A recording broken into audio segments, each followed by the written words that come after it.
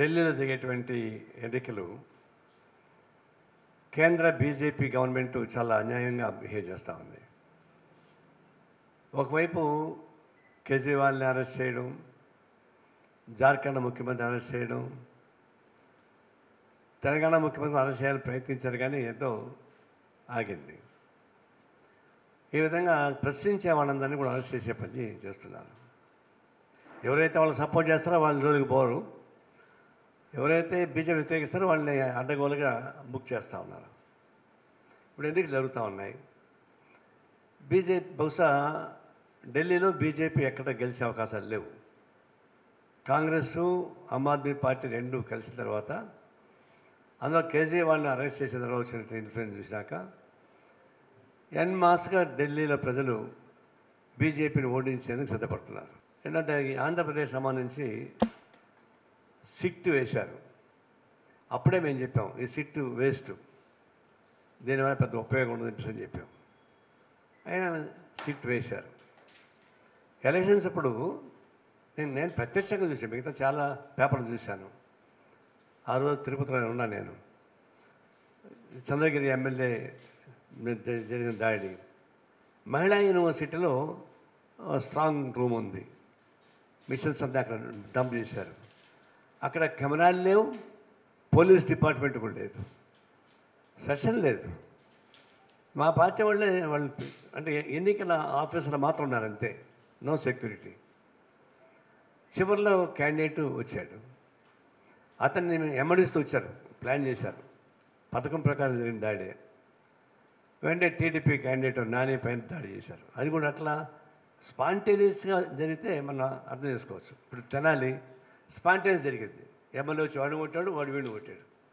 But ఇది పథకం ప్రకారం రాడ్లు, కత్తులతో పాటు సమిటి తీసుకొచ్చి అతని మీద దాడి చేశారు. అది కానీ తల మీద బట్టి ఉంటే ఆన్ స్పాట్ చనిపోయేవాడు. అది భుజం మీద పడింది కాబట్టి భుజం కీలు తొలగిపోయింది. సరే, గన్మెన్ కాపాడాడు. అది కూడా ఎట్టబడింది, వాళ్ళ కారులో అంతకు ముందర కెమెరాలు పెట్టారు. ఆ కెమెరా ఎవిడెన్సే, లేకపోతే అసలు ఎవిడెన్సే ఉండేది కాదు.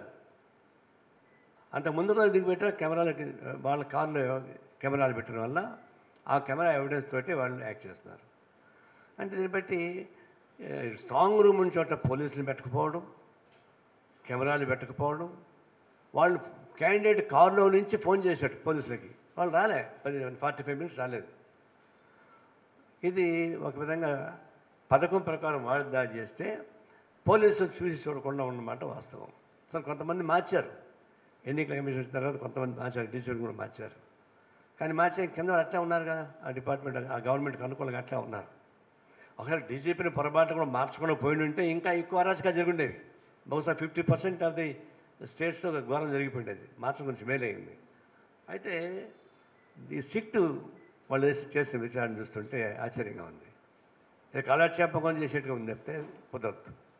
ఎన్ని ఇన్సిడెంట్స్ అయినాయి వాళ్ళు చెప్పిన దాని ప్రకారం కూడా ఇన్సిడెంట్స్ ఎన్ని జరిగినాయి, ఎంతమంది అరెస్ట్ చేశారు వాళ్ళు? మొత్తానికి 124 మంది అరెస్ట్ చేశారు. కానీ దానిలో పార్టిసిపేట్ 1310 పార్టిసిపేట్ చేశారు. అందులో ఈ 124 మంది కూడా నాకు తెలిసి నాయకులే వేరే పేర్లు పెట్టి సరెండర్ చేయించారు. అయితే నాయకుల పేర్లు వస్తుందని చెప్పేసి అని నాయకుల పేర్లు తప్పించుకోవడానికి పోలీసులు ఆలోచింపడి వాళ్ళే కొంతమంది అమాయకులు పంపించి అరెస్ట్ చేయించారు. అరెస్ట్ చేయించిన వాళ్ళే 124 మంది. వీళ్ళుగా మాత్రం ఏమైనా అరెస్ట్ చేయలేదు ఇప్పుడు దాకా. అది సిట్ ఒక బోగస్. అది వాస్తవం చేయాలంటే మన జ్యుడిషియరీ అనుకో జరగాల్సిందే. లేకుండా ఈ అరాచకాలు మనకు గుంటూరు జిల్లాలో అట్లా అరాచకం జరిగింది. మధ్యలో ఈసీ కల్పించుకునే వల్ల కొంచెం తగ్గింది. అయినా కూడా వాళ్ళ పునాది, వైఎస్ఆర్ పునాది అట్లా ఉన్నాయి కాబట్టి పోలీస్ డిపార్ట్మెంట్ వాళ్ళకి సపోర్ట్ చేసింది. ఒక విధంగా చెప్పాలంటే అరాచకం సృష్టించబడింది. ఎందుకు సృష్టించబడింది? వైసీపీకి వ్యతిరేకంగా జనం తండోపతండం వస్తున్నారు బయట నుంచి కూడా. ముఖ్యంగా మిడిల్ క్లాస్, ఇంతకుముందు మిడిల్ క్లాస్ సరిగా వచ్చేది కాదు ఓటింగ్కి. మిడిల్ క్లాస్ ప్రపంచంలో ఏ మూల ఉన్నా, దేశంలో ఏ మూల ఉన్నా తన్నుకుంటూ వచ్చి వేశారు.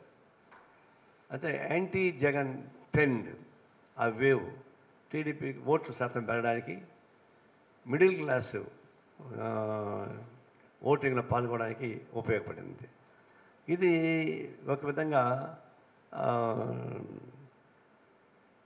వైసీపీకి వ్యతిరేక పవనాన్ని మేము గట్టిగా చెప్పగలం. అంతకుముందే మేము చెప్పాం. ఇది ఇక్కడేమో ధరణి పేరుతోటి తెలంగాణలో, భూరక్షణ పేరుతోటి జగన్ ఇద్దరు, ఆయన ఇక్కడ పోతాడు, ఆయన అక్కడ పోతాడని చెప్పాం. అదే జరిగింది. అయితే జరిగిన తర్వాత ఆశ్చర్యం ఏంటంటే, ముఖ్యమంత్రి ఫారిన్కి వెళ్ళిపోయాడు, అరాచకాలు జరుగుతున్నాయి. జగన్మోహన్ రెడ్డి విదేశాలకు వెళ్ళిపోయాడు లగ్జూరియస్గా. కింద ఏమో అరాచకాలు జరుగుతున్నాయి, కొట్లాటలు జరుగుతున్నాయి. ఎవరు కాపాడాలి వీళ్ళని? ఇంత బాధ్యరాహిత్యవా?